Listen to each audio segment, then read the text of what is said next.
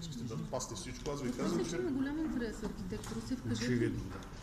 Какъв е интерес от Защо кого? така се случва? А някаква кампания срещу вас ли? Такива квалификации. Вие лично имате ли някакво притеснение за себе си? Изключително неудобство изпитвам. Което е очевидно. Имате ли вина за тютюневия склад, като че сте изкупителната жертва? Не можеш. Това сценарий от някой ли? А защо се стигна до тук? Така се е случило. 60 са обвинението, които прокуратурата, т.е. 60 нарушения от прокуратурата. Да, по-скоро 8 документа сте подписали. Колко? 8, така четохме от прокуратурата. Ще коментирате ли след това?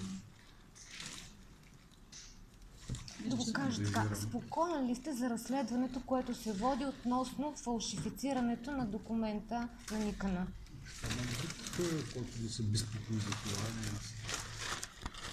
Кой е другия? Който го е фалшифицирал. Очевидно. Вие знаете ли, че въобще знава, че е фалшив? Дали не знам?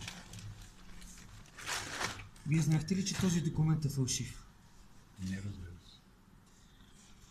Смятате ли, че трябва да има и други по това дело? Собствениците на склада? Щом прецени прокуратурата, може да бъде част.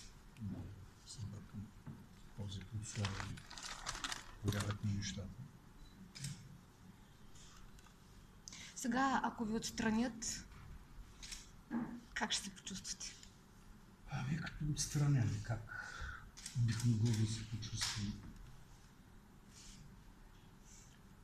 Знаехте ли към този момент, когато подписвахте документите, че всъщност разрешителното е фалшиво? Не, разбира се. А имало ли е регламент, по който да го проверите това задължително като спазено условие в процедурата? Не. Всъщност каква е вашата вина? Сега ще разбера. Усещате ли да имате вина? Не.